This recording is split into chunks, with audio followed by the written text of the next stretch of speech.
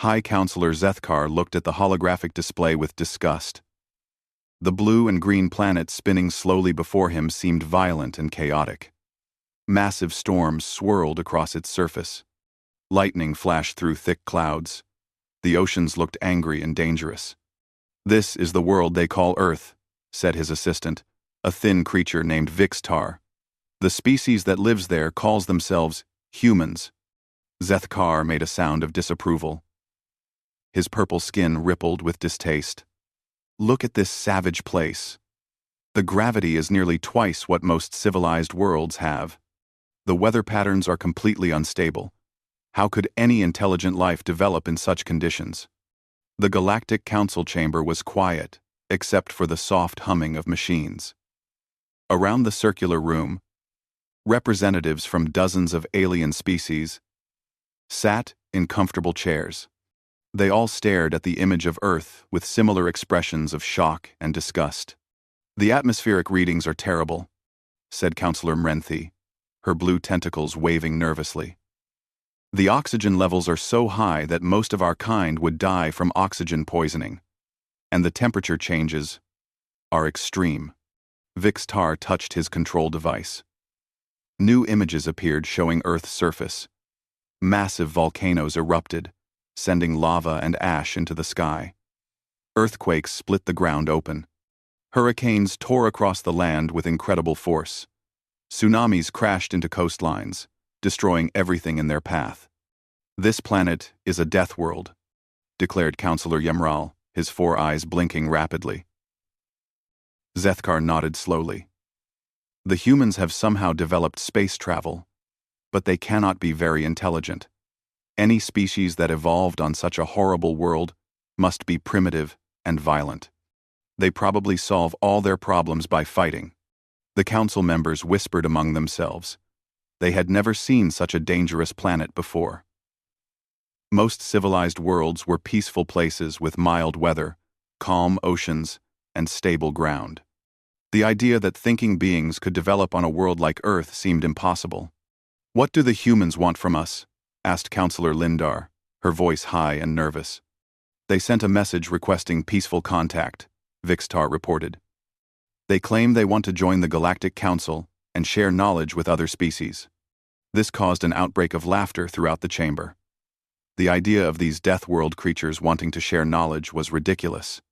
"They probably want to learn how to make better weapons," said Counselor Yemral.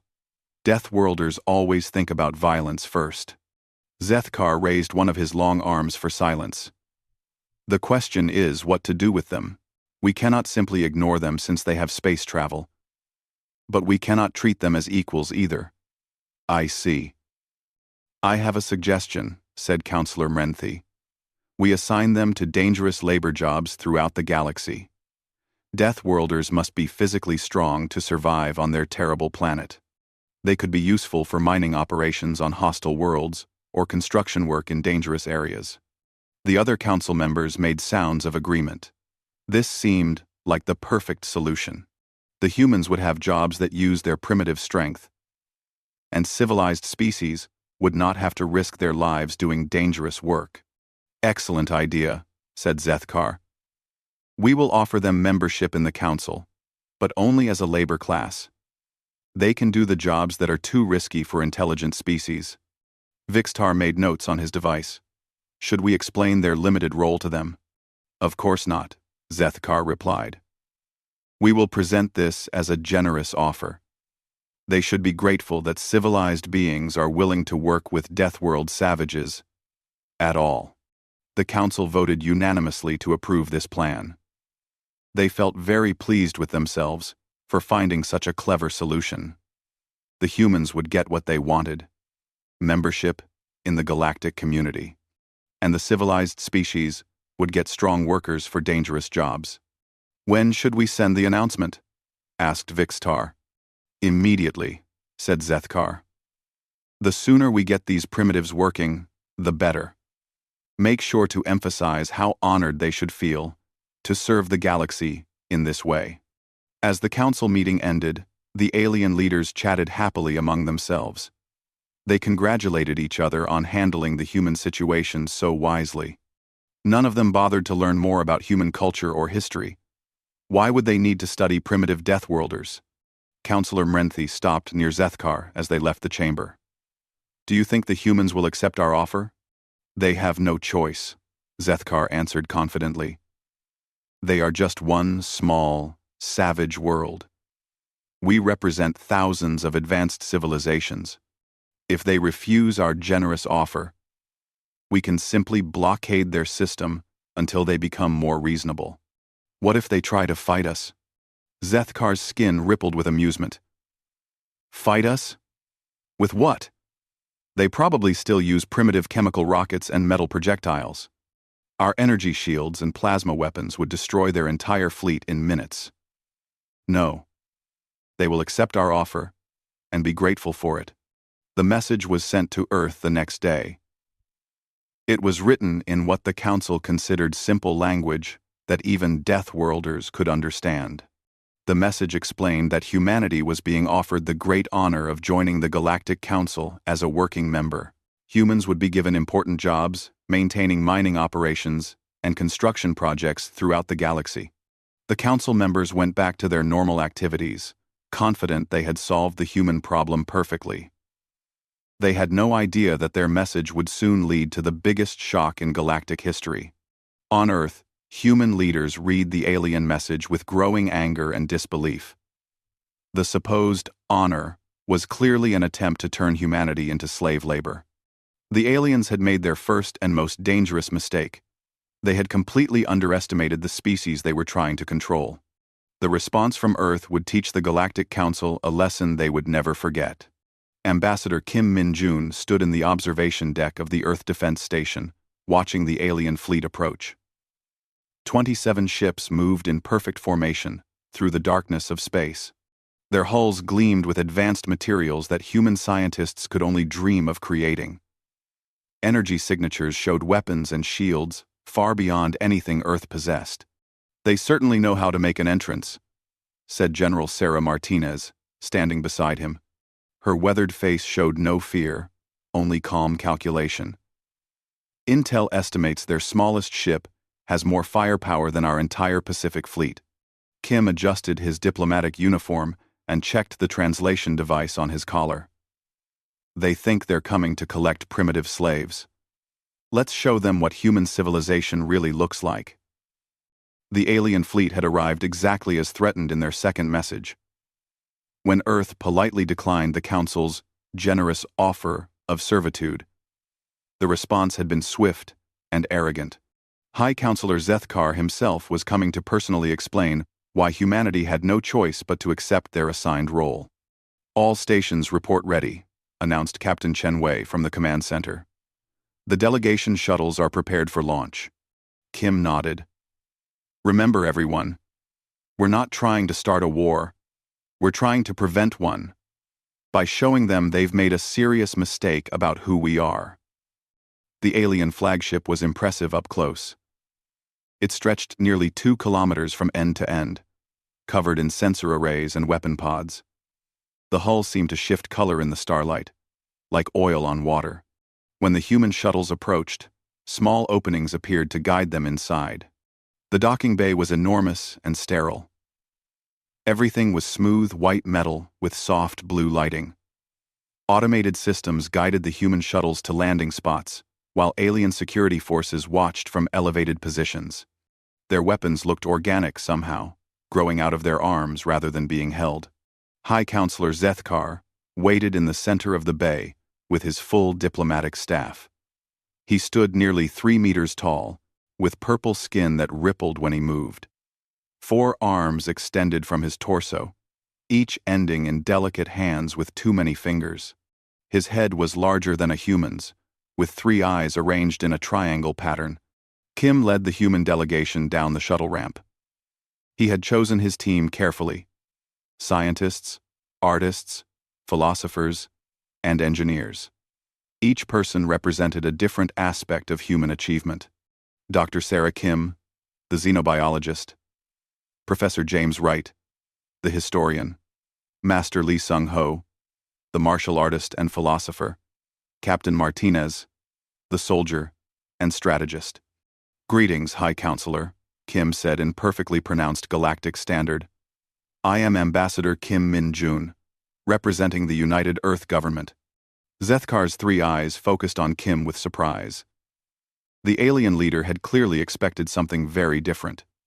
His translator device buzzed softly as it processed Kim's formal diplomatic language. You speak our language well, Zethkar admitted. We were told that Deathworlders had not developed advanced communication. Perhaps the Council's information about humanity is incomplete, Kim replied smoothly. We have spent considerable time studying your civilization's history and customs. We understand that first contact situations can lead to misunderstandings. This was not going as Zethkar had planned. He had expected to meet primitive beings who would be impressed by alien technology and grateful for any attention from advanced species. Instead, he faced a calm, articulate diplomat who spoke like an equal. Your world is dangerous, Zethkar said, trying to regain control of the conversation. The environmental readings show impossible conditions for intelligent development. How could your species achieve space travel? Resus. Dr. Sarah Kim stepped forward. High Counselor, may I present a different perspective? Earth's challenging environment drove our evolution in unique directions. We developed remarkable adaptability, problem-solving skills, and resilience. What you see as obstacles, we learned to see as opportunities. She activated a small holographic projector, showing images of human achievements. Cities that survived hurricanes and earthquakes. Underwater research stations in crushing ocean depths. Mountain laboratories at extreme altitudes, space stations orbiting through radiation fields. These are not the works of primitive savages, Professor Wright added. Humanity has thrived by working together to overcome challenges that would destroy most species. Our death world taught us creativity, determination, and cooperation. Zethkar's skin patterns shifted to show confusion and growing concern. The humans were not responding to his authority as expected. They showed no fear of the alien fleet's superior firepower.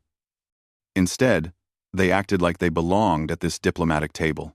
Your weapons are primitive, Counselor Mrenthi interjected, her tentacles waving aggressively. Your ships are barely capable of interstellar travel. You cannot resist the combined might of the Galactic Council.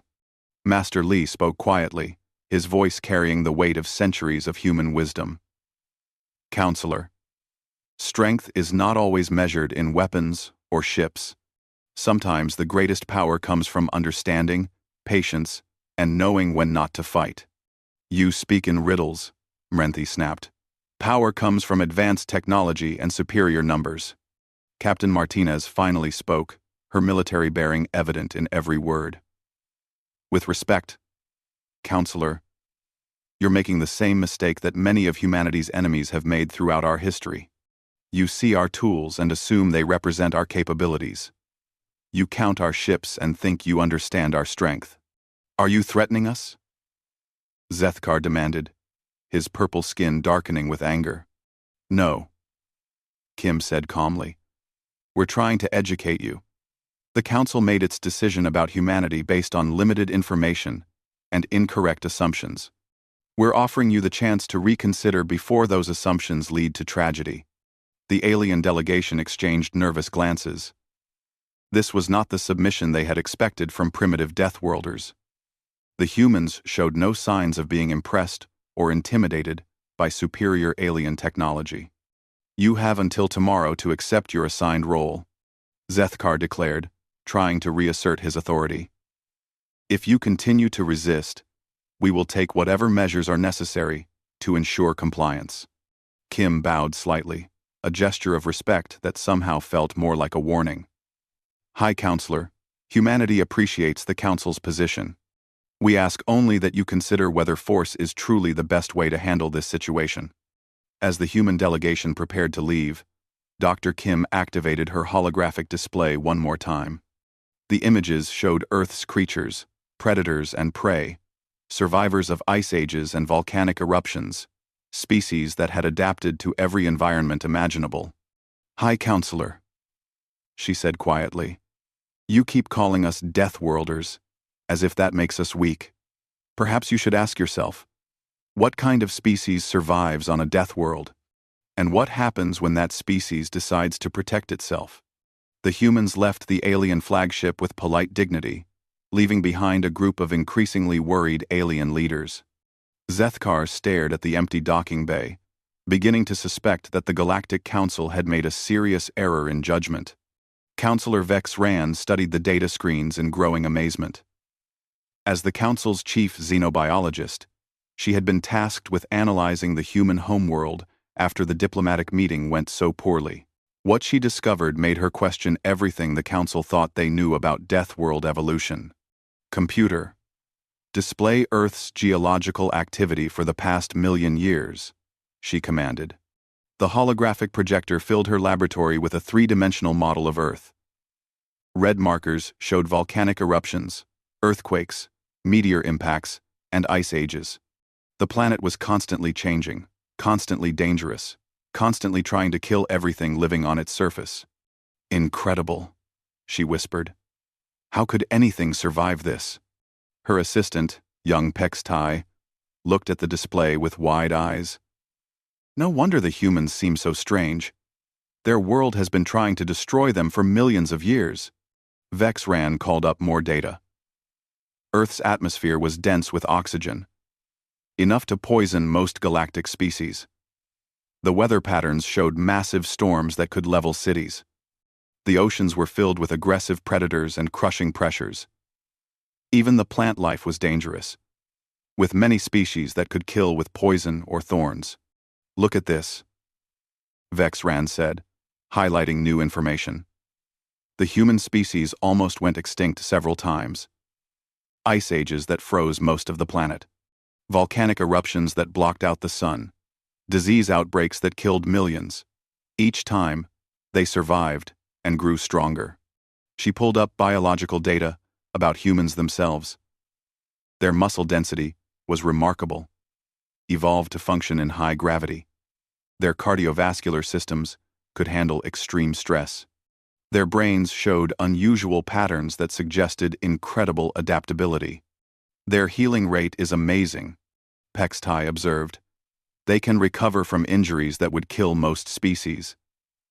And look at their immune systems. They're constantly fighting off diseases that would devastate other worlds." Vex Ran nodded grimly. "We assumed they were primitive because they come from a dangerous world. But what if it's the opposite? What if they're so advanced precisely because their world forced them to become stronger?" She called up historical records of other Death World species the Council had encountered. Most had been aggressive and warlike, using brute force to solve problems. But the human delegation had shown sophistication, wisdom, and restraint that seemed impossible for Deathworlders. "Computer, analyze human cultural development patterns." The results were shocking. Despite living on a world that constantly threatened extinction, humans had developed complex civilizations. Art, music, literature, and philosophy. They had created democratic governments, international laws, and global cooperation agreements. Most remarkable of all, they had largely stopped fighting each other and united as a species. "This doesn't match any known Deathworld development pattern," Vex Ran said. "Most species from dangerous worlds become more violent and divided as they advance. Humans have become more peaceful and united." Pextai brought up military records. "But look at their history. They've fought thousands of wars. They've created terrible weapons. How can you say they're peaceful?" "Look closer," Vex Ran instructed. "Yes, they fought wars, but notice the pattern. Over time, their conflicts became less frequent and more focused on defense rather than conquest. They developed rules of war, protections for civilians, international tribunals for war crimes. They learned to channel their survival instincts into protection rather than aggression." The computer chimed with an incoming priority message from High Counselor Zethkar. His image appeared, looking frustrated and worried. Vex ran. I need your analysis immediately. The humans have rejected our ultimatum. They're preparing for some kind of response. And I need to know what we're facing. Vexran hesitated. She knew Zethkar wouldn't want to hear what she had discovered. High Counselor, my research suggests that we have seriously underestimated the human species. They're Deathworlders, Zethkar said dismissively. How dangerous could they be? Our weapons are centuries ahead of theirs. Sir, that may not matter as much as we think. Humans didn't survive on their world by having the best weapons. They survived by being smarter than their problems. They adapt faster than any species we've ever encountered. She transmitted her data to Zethkar's command ship. Look at their space program. They went from first flight to landing on their moon in less than 70 years. Most species take centuries to develop space travel. Humans did it in a single lifetime. Impressive but irrelevant, Zethkar replied. Speed of development means nothing against superior firepower. High Counselor, please look at the cultural analysis. Humans have something we've never seen before in a death world species. They call it pack bonding. They form emotional connections, not just with their own kind, but with other species. Even their food animals. They'll risk their lives to save creatures they've never met before. Zethkar's expression showed confusion. That sounds like weakness. No, sir. It's their greatest strength. When humans bond with something, they become incredibly dangerous to anything that threatens it. They don't just fight for territory or resources like most species. They fight for ideas, for other people, for principles. She highlighted more data. Their military history shows this pattern repeatedly. They fight hardest, not when they're attacking, but when they're protecting something they care about. And they've decided that the concept of freedom, the right to choose their own path, is worth dying for. Pextai added his own observations. They also show remarkable creativity under pressure. Their entire technological development was driven by solving life-threatening problems. When they face a crisis, they don't just fight harder, they think differently. Zethkar's image flickered with interference from his ship's communication systems. Are you suggesting we should be concerned about a single primitive world? I'm suggesting that we should be very careful about forcing a species that survived ice ages, meteor impacts, and planetary disasters to choose between freedom and slavery. Vexran replied. Especially when that species has never lost a war they considered existential. The transmission ended abruptly as Zethkar cut the connection. Vexran and Pextai looked at each other with growing concern. He's not going to listen, is he? Pextai asked. Vexran shook her head sadly. The Council has always believed that advanced technology equals superiority. They can't accept that a species with primitive tools might have advantages they don't understand. She looked back at the Earth display, watching storms swirl across the blue and white surface. They're about to learn that surviving on a death world teaches lessons that can't be learned anywhere else. And the most important lesson is this. When something is trying to kill you, you find a way to kill it first. Fleet Commander Qualtech studied the tactical display with growing unease. His 40-ship armada floated in perfect formation around Earth, energy weapons charged and targeting systems locked onto human military installations. This should have been a simple operation. A show of overwhelming force to convince primitive Deathworlders to accept their proper place in galactic society. But nothing was going according to plan. Commander, we're detecting unusual energy signatures from the human ships, reported Weapons Officer Tremdal. Their technology doesn't match our database records. Kalthek activated his personal display.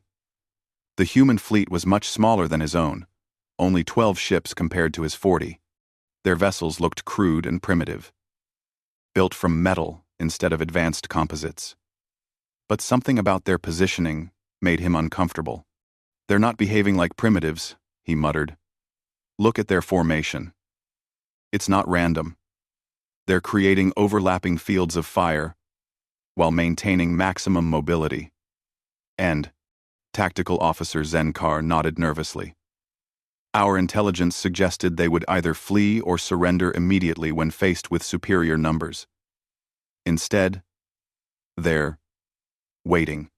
The human ships hung motionless in space, weapons powered, but not targeting the alien fleet. It was like they were inviting the first attack. Qualthek had fought many battles against inferior opponents, and none of them had ever acted with such confidence when clearly outgunned. Incoming transmission from the human flagship, announced Communications Officer Veteran. The main screen activated, showing Admiral Chen Wei in her command chair. Her expression was calm and professional, showing no fear despite facing impossible odds. Behind her, the human bridge crew worked with quiet efficiency. Fleet Commander Caltech, Admiral Chen began. I am Admiral Chen Wei of the Earth Defense Force. I assume you're here to enforce the Council's demands?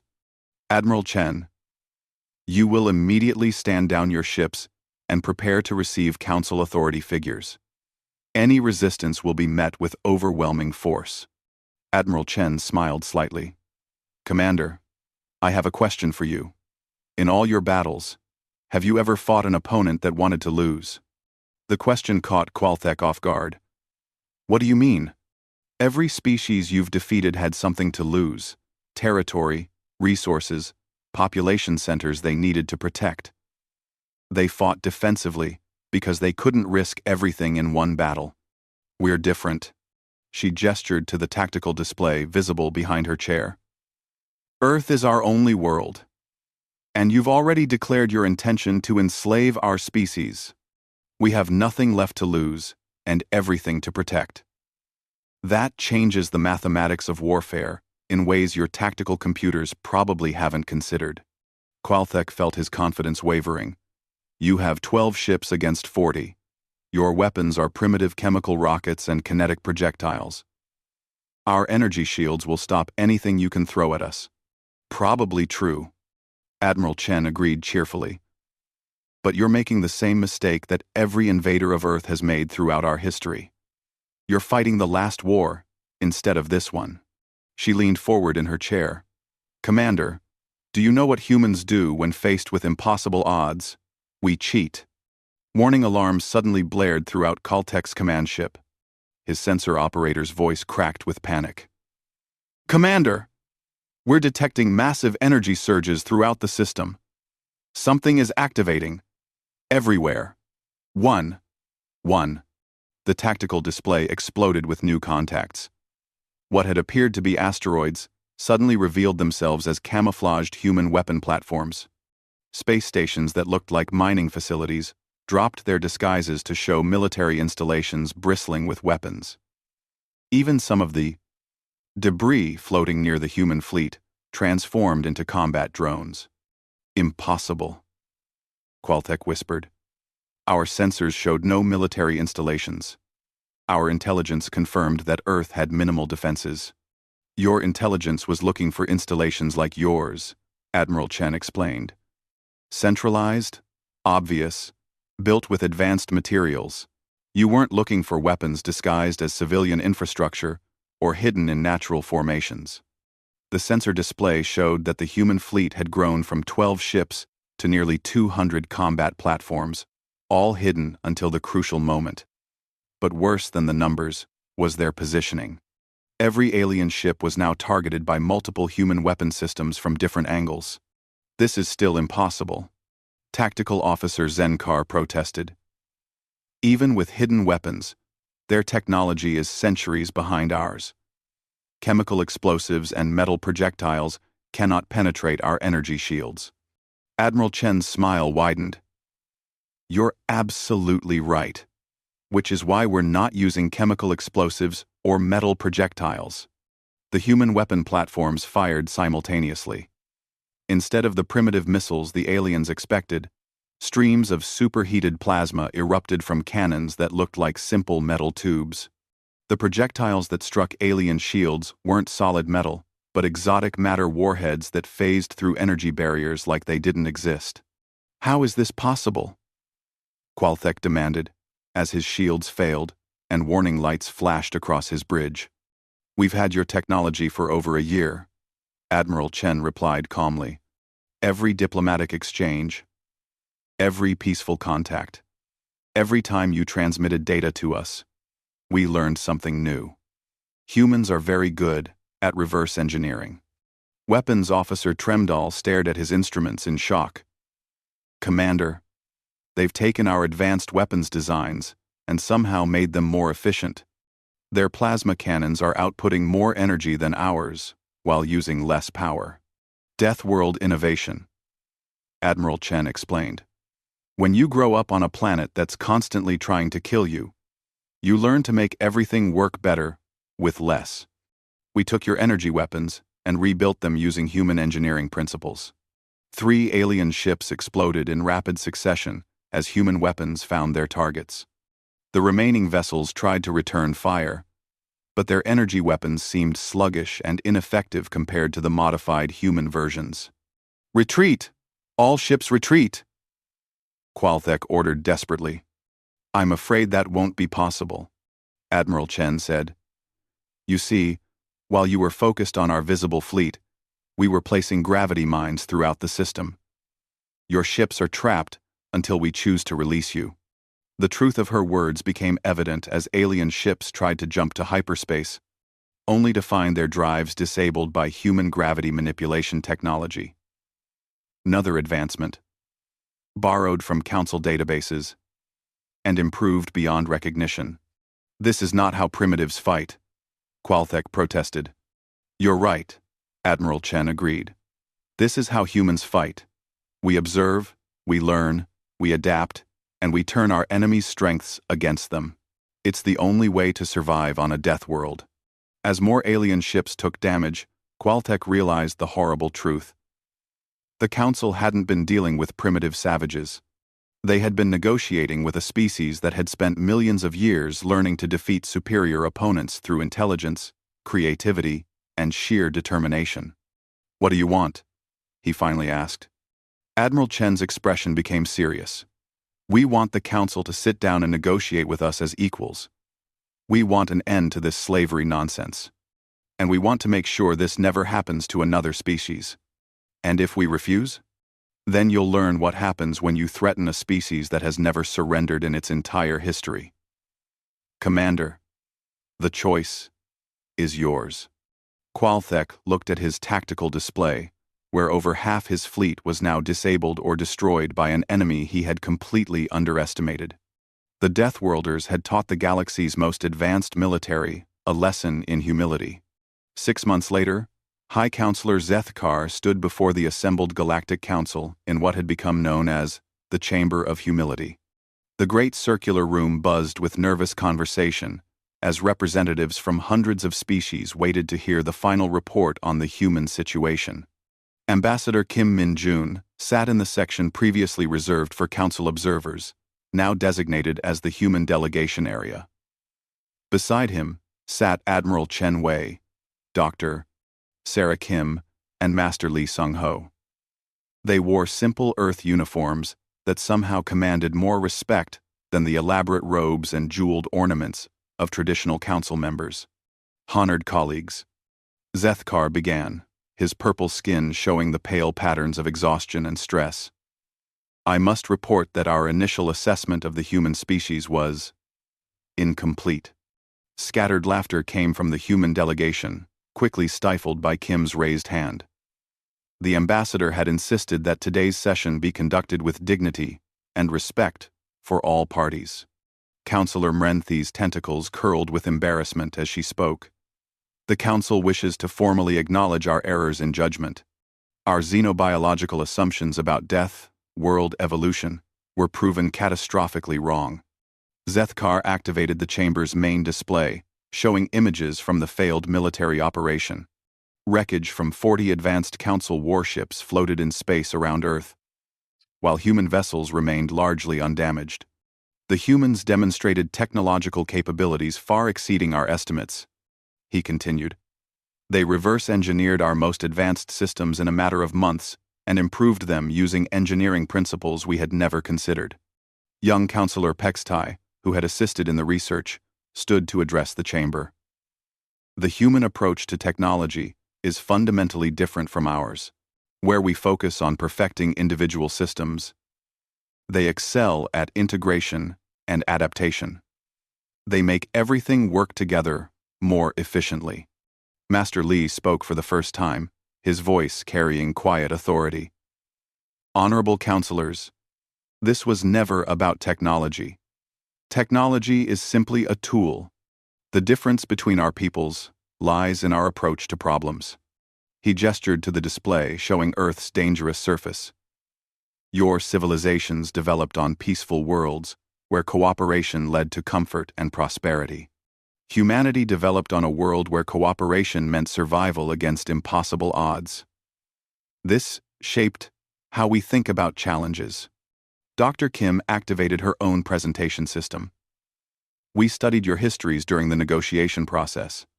Every major conflict in galactic civilization has been resolved through superior firepower or political dominance.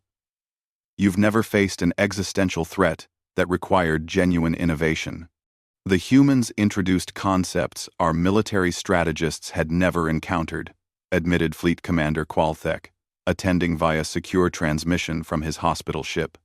They called it asymmetric warfare, using unexpected methods to defeat superior conventional forces. Admiral Chen smiled slightly. Commander, with respect, we call it Tuesday. Every predator on Earth is stronger, faster, or better armed than humans. We survived by being smarter and more adaptable than anything that wanted to eat us. Counselor Yemerel shifted uncomfortably in his chair. The humans also displayed unusual, emotional responses during the conflict. Our psychological profiles suggested Deathworlders would be aggressive and vindictive. Instead, they offered medical aid to our wounded and treated prisoners with dignity. That brings us to our most serious miscalculation, Zethkar said gravely. We assumed that strength meant cruelty, and that survival required selfishness. The humans proved that the opposite can be true. Kim stood and walked to the center of the chamber. Counselors, humanity learned long ago that true strength comes from protecting those who cannot protect themselves. Our greatest heroes are not conquerors, but those who sacrifice themselves for others. He gestured to his delegation. Admiral Chen could have destroyed your entire fleet, but she chose to disable your ships instead. Doctor, Kim shared her medical knowledge to help your wounded, even though you had come to enslave her people. Master Li offered philosophical guidance to your traumatized crews. Why? Asked Counselor Lindar, her voice filled with genuine confusion. Because that's what civilized beings do, Kim replied simply. We don't punish people for making mistakes. We help them learn from those mistakes and become better. Master Li added, in human philosophy, true victory is not defeating your enemy. True victory is turning your enemy into a friend. The chamber fell silent as council members absorbed this radical concept. The idea of treating defeated opponents with kindness was foreign to most galactic civilizations. Zethkar cleared his throat nervously. The council has voted to formally invite humanity to full membership with equal status. We also wish to establish the new position of Galactic Guardian, with humanity as the first species to hold this title. What does that mean? Asked Admiral Chen. It means we're asking you to do what you've always done, replied Counselor Mrenthi. Protect those who cannot protect themselves. We've discovered that the galaxy faces threats we've been ignoring. Pirates, slavers, rogue nations that prey on peaceful species.